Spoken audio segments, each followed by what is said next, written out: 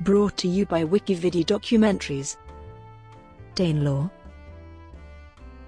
The Danelaw, as recorded in the Anglo-Saxon Chronicle, is a historical name given to the part of England in which the laws of the Danes held sway and dominated those of the Anglo-Saxons.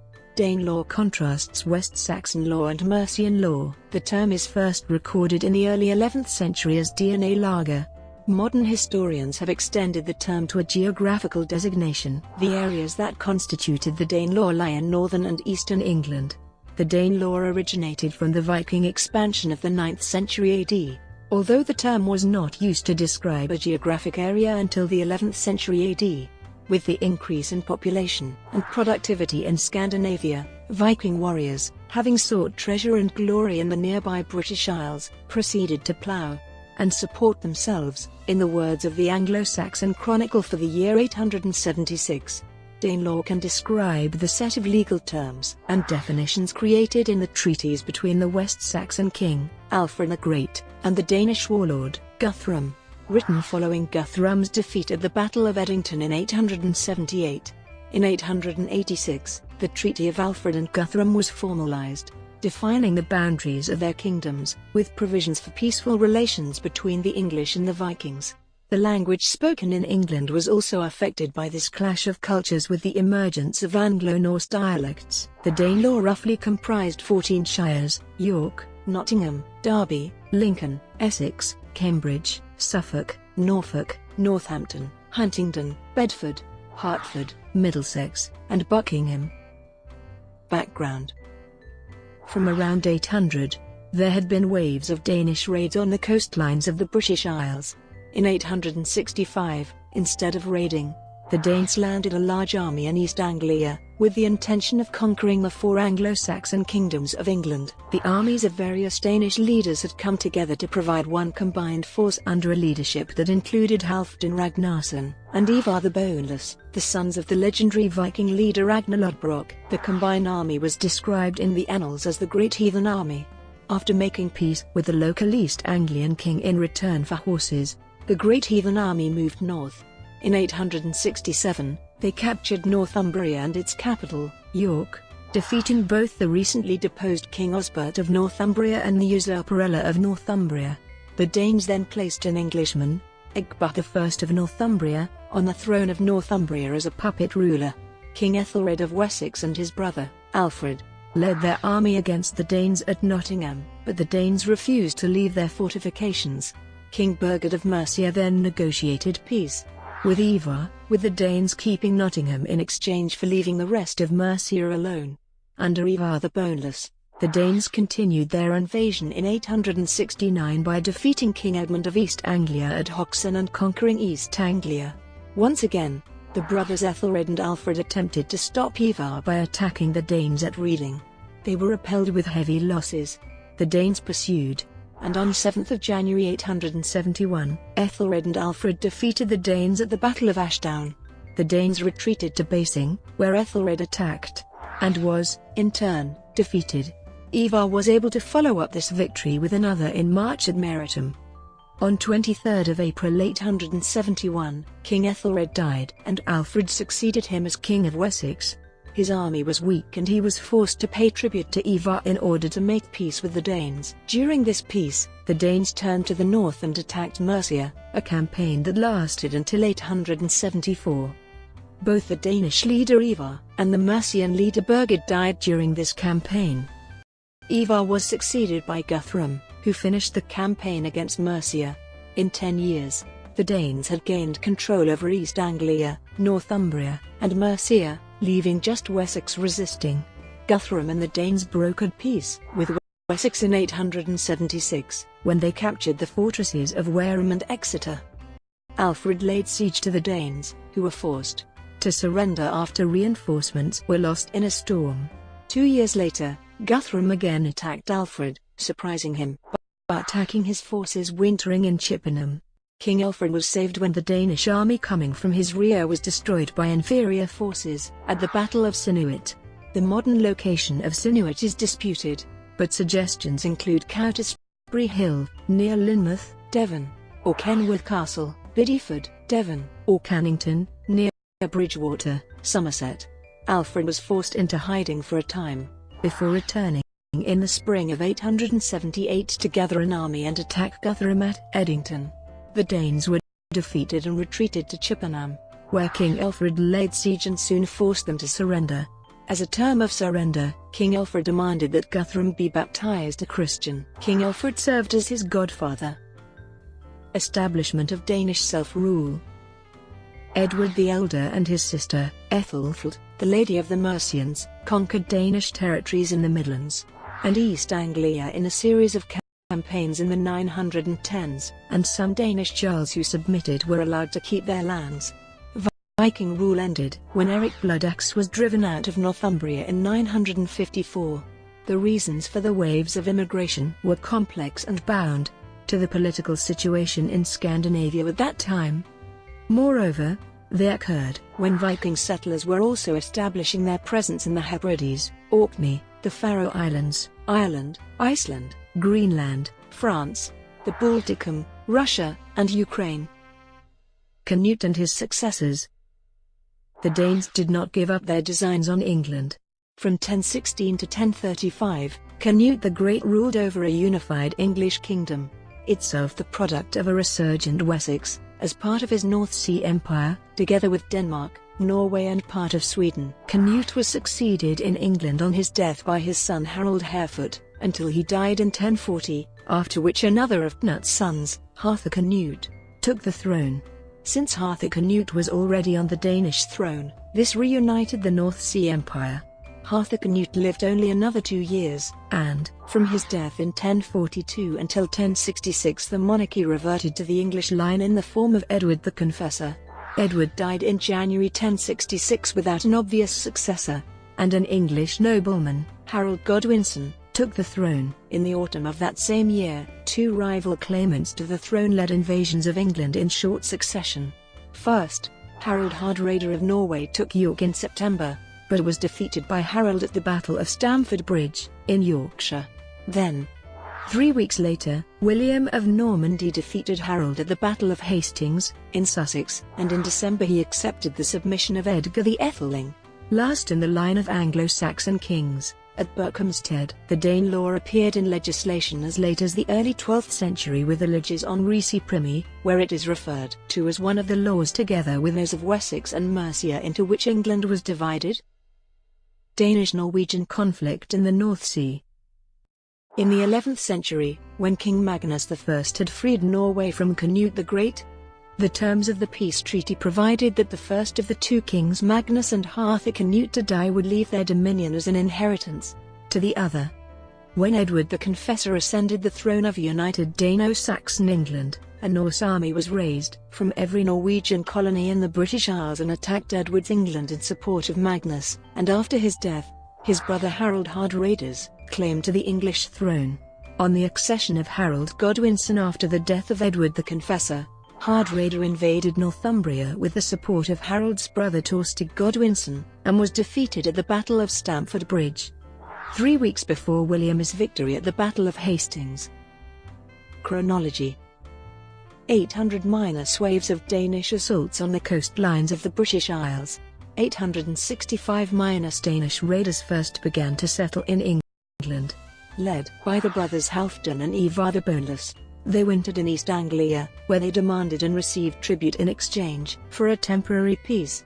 From there, they moved north and attacked Northumbria, which was in the midst of a civil war between the deposed King Osbert and a usurper Ella. The Danes used the civil turmoil as an opportunity to capture York, which they sacked and burned. 867 Following the loss of York, Osbert and Ella formed an alliance against the Danes. They launched a counter-attack, but the Danes killed both Osbert and Ella and set up a puppet king on Northumbrian throne. In response, King Ethelred of Wessex, along with his brother Alfred, marched against the Danes, who were positioned behind fortifications in Nottingham, but were unable to draw them into battle. In order to establish peace, King Byrd of Mercia ceded Nottingham to the Danes in exchange for leaving the rest of Mercia undisturbed. 868 Danes capture Nottingham. 869 Ivar the Boneless returned and demanded tribute from King Edmund of East Anglia. 870 King Edmund refused. Ivar the Boneless defeated and captured him at Hoxne, adding East Anglia to the area controlled by the invading Danes. King Ethelred and Alfred attacked the Danes at Reading, but were repulsed with heavy losses. The Danes pursued them. 871 On the 7th of January, they made their stand at Ashdown. Ethelred could not be found at the start of battle, as he was busy praying in his tent, so Alfred led the army into battle. Ethelred and Alfred defeated the Danes, who counted among their losses 5 jarls.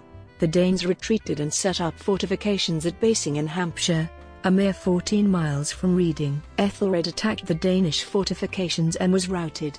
Danes followed up victory with another victory in March at Meritum. King Ethelred died on 23 April 871 and Alfred took the throne of Wessex, but not before seriously considering abdicating the throne in light of the desperate circumstances, which were further worsened by the arrival in Reading of a second Danish army from Europe.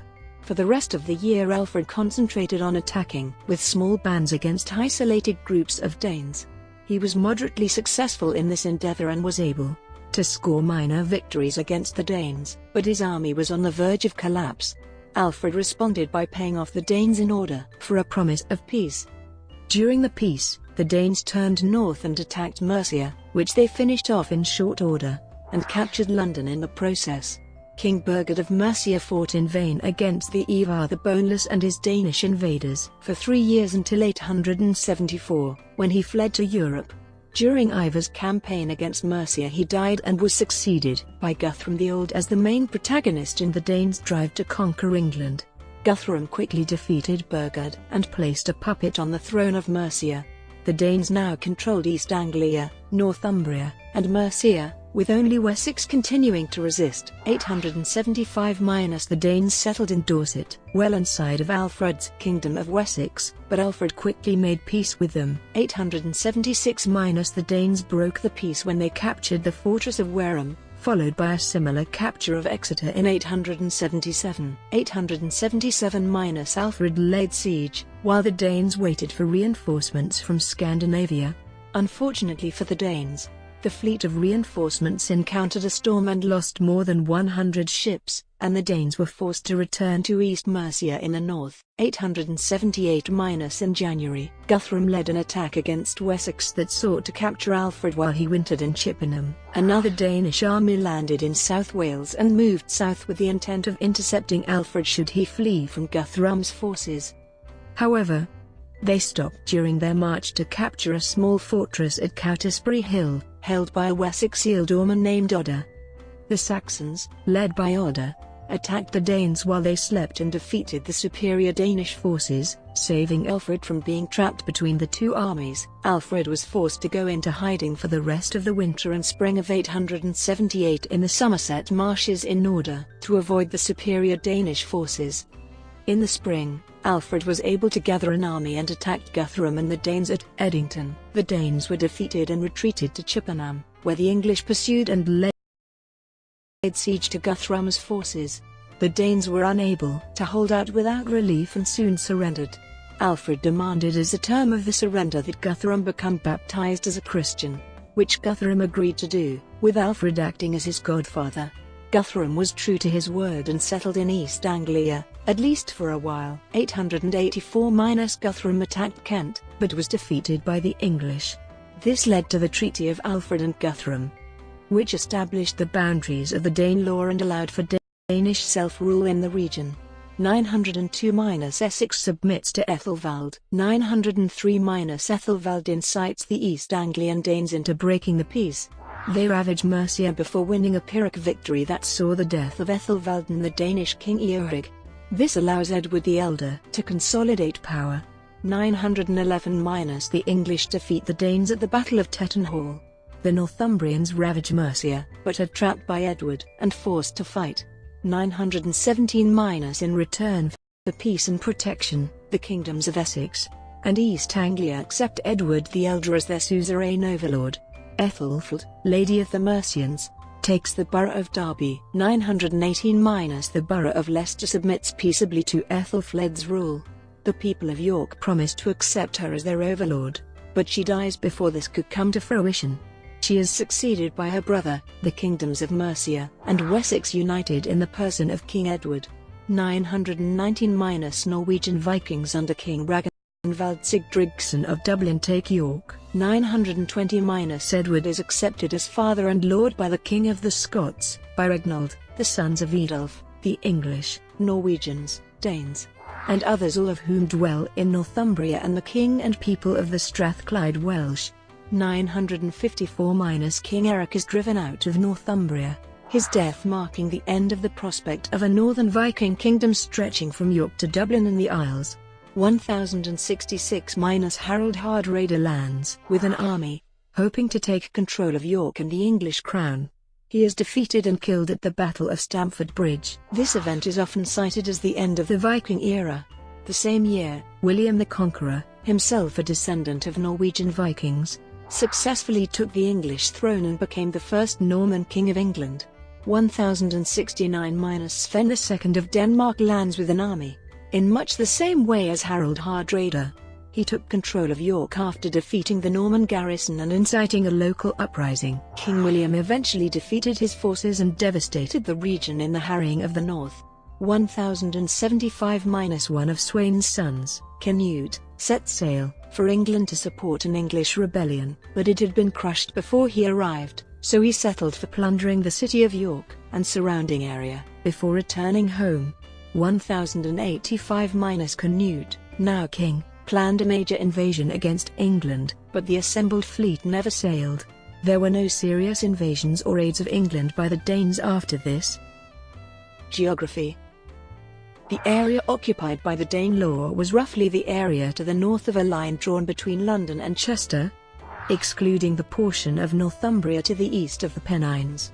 5 fortified towns became particularly important in the Danelaw: Leicester, Nottingham, Derby, Stamford, and Lincoln, broadly delineating the area now called the East Midlands. These strongholds became known as the Five Boroughs.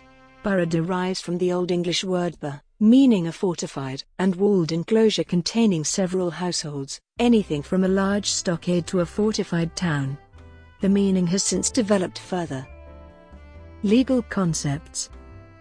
The Danelaw was an important factor in the establishment of a civilian peace in the neighboring Anglo-Saxon and Viking communities.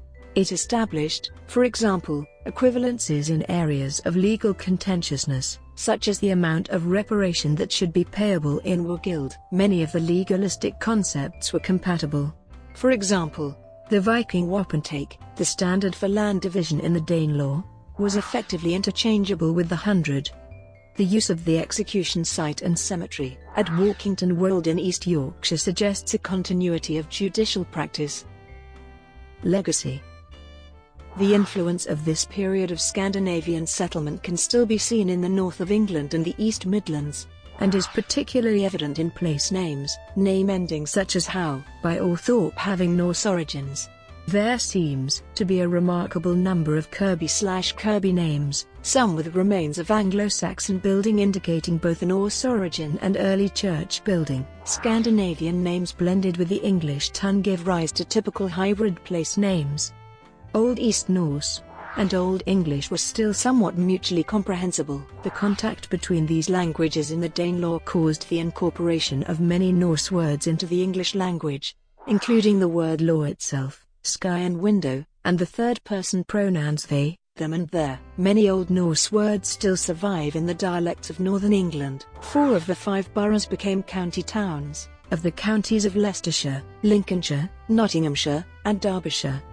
However, Stamford failed to gain such status, perhaps because of the nearby autonomous territory of Rutland. Brought to you by WikiVidi documentaries. Would you like to know more?